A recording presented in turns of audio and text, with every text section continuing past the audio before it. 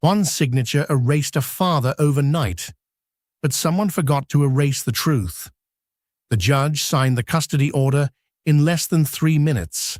No argument, no hesitation. One signature. That was all it took to erase a father from his daughter's life. He didn't shout, didn't beg. He just stood there, staring at the paper like it belonged to someone else. Across the courtroom, the mother cried into a tissue. Perfect tears, perfect timing. Everyone believed her, except the court clerk. Because as the father turned to leave, she noticed something strange. He wasn't looking at his daughter. He was looking at the courtroom speaker system, like he expected it to speak. And 30 seconds later, it almost did. If stories about truth, betrayal, and justice keep you thinking long after they end, you subscribe now to the Unheard Witness, because sometimes the quietest evidence changes everything. The case had moved fast, too fast.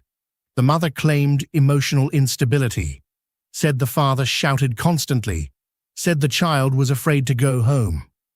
She arrived with photographs, audio transcripts, even a neighbor ready to testify. The father had almost nothing. No expensive lawyer, no dramatic speeches, just a public defender flipping through papers minutes before court. Microphones recorded everything, but nobody noticed how often the mother glanced toward the gallery, toward a man sitting alone. Suit, silver watch, no expression. The father noticed, but no one asked why. The order was signed. Primary custody transferred immediately. Visitation suspended. The bailiff guided him toward the exit. His daughter reached out, tiny hand shaking. "Daddy," the word echoed. He almost turned back. Almost. But his lawyer whispered something, and whatever he heard drained the color from his face, because the lawyer had just learned about a complaint filed that morning. A police report. Domestic disturbance. Filed only hours before court. He had never seen it before. Someone had added new evidence overnight, and it changed everything. Outside, the courtroom cameras waited. Someone had tipped reporters. Questions flew. "Did you threaten your family? Are you dangerous?" He said nothing, because he understood something terrifying. Someone wanted him publicly destroyed, and they were winning. 3 days later, he lost his job. Corporate policy, no scandal allowed. Now his bank accounts froze during investigation review. Friends stopped answering calls. Even relatives stayed quiet. The story online spread faster than truth ever could. Angry father, protective mother, end of story. Except one person didn't believe it. The court clerk. She replayed transcripts while filing documents. Routine work, boring work, until she heard something odd. During testimony, the mother described a late-night argument, said the father screamed for nearly an hour, but courtroom microphones captured a faint interruption, a clicking sound, like a phone notification. Then silence. She ignored it at first, until she checked timestamps, because that same minute appeared inside the police complaint, copied word for word. Too perfect, like someone rehearsed pain. She almost closed the file. Almost. But curiosity has ruined more lies than courage ever has. Meanwhile, the father sat alone, inside a small apartment. Boxes stacked everywhere. His daughter's drawings taped carefully to the wall. He listened to old voicemail messages every night. Her laughter. Bedtime stories. Proof he existed somewhere beyond accusations. Then his phone rang. Unknown number. He almost ignored it. Almost. The clerk spoke carefully, said she wasn't supposed to call, said she might be wrong. But she asked one question. "Did you record conversations in your home?" Silence stretched. Then he answered yes. Smart home assistant. Automatic backups. Voice commands stored online. He forgot about them until that moment. Because arguments recorded accidentally don't lie. And someone else already knew that. Across town, the man in the silver watch sat inside a parked car, watching the courthouse, phone pressed to his ear. "They're asking questions," he said quietly. A pause. Then a woman's voice answered. Cold. "Handle it." He hung up slowly. Because problems disappear easier before they become evidence. That night, the father's apartment door rattled violently. Someone tried the handle. Hard. Metal scraping. He froze. Lights off. Breathing shallow. The attempt stopped suddenly. Footsteps faded. Nothing stolen. Nothing broken. Just a warning. Someone knew he was looking. And they were afraid. The clerk convinced a judge's assistant to review archived audio. Procedural loophole. Technically allowed. Barely. They listened through headphones. Testimony replayed. Tears. Accusations. In sympathy filling every word. Then they heard it. Faint. Almost buried.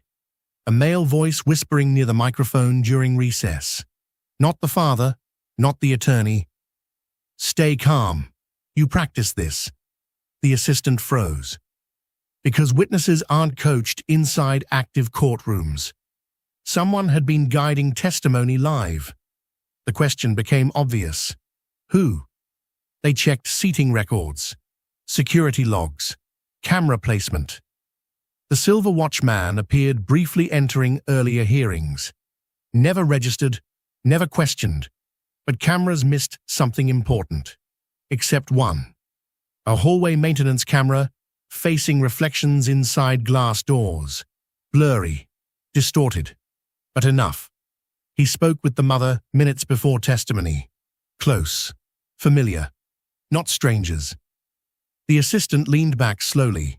Must because now the custody battle looked less like protection and more like strategy. Meanwhile, the father accessed cloud backups, thousands of recordings, cooking timers, music requests, random conversations. Hours passed. Nothing useful. Until midnight. One file labeled automatically. Argument detected. He pressed play. Voices echoed. His daughter laughing. Television noise. Then the mother speaking quietly on the phone. Not arguing.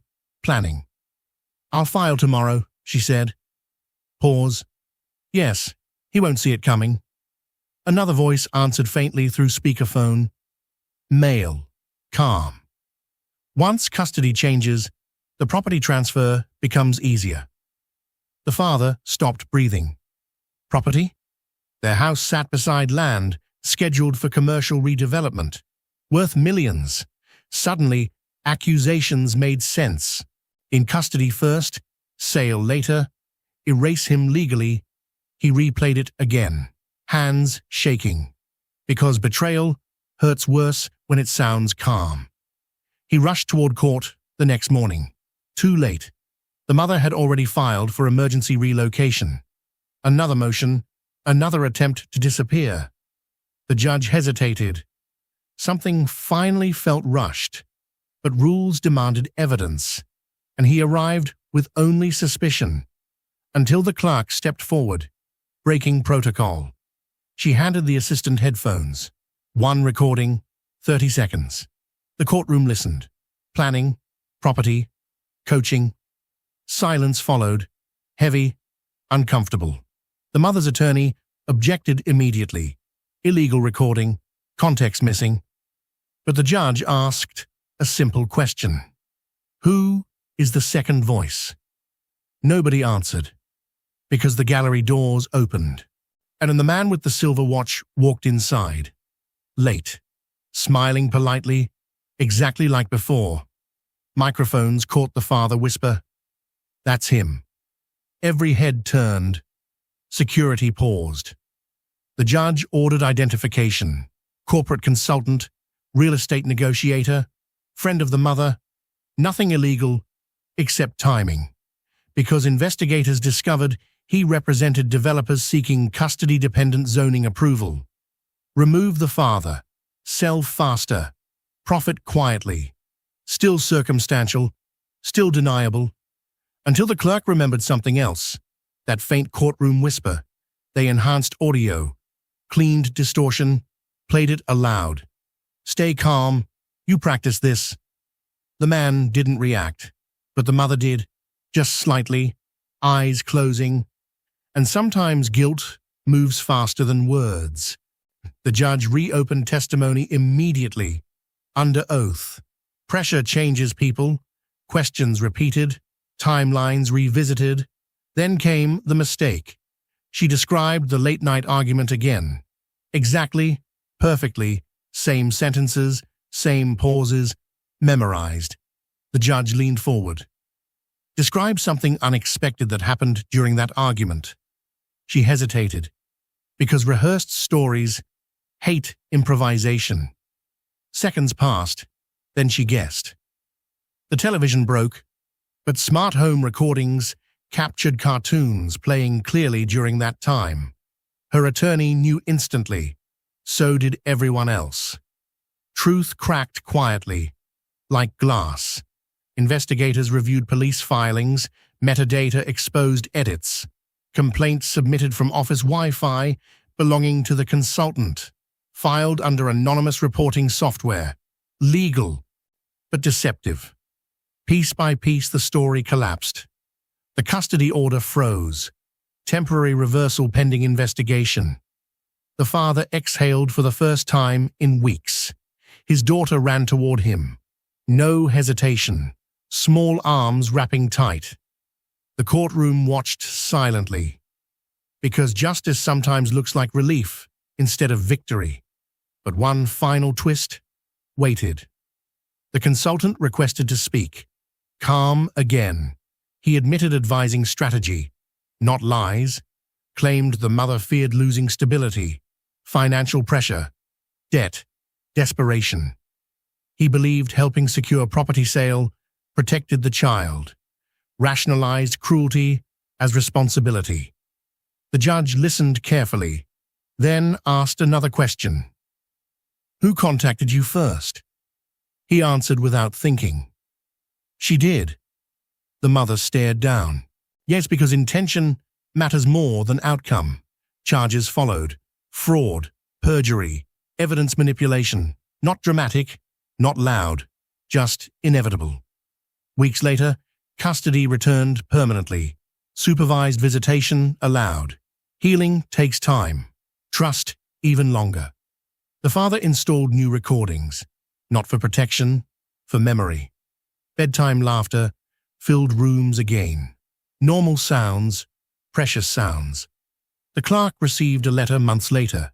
A child's drawing, 2 stick figures holding hands, a small speaker beside them, crayons written carefully underneath. Thank you for listening. She placed it inside her drawer.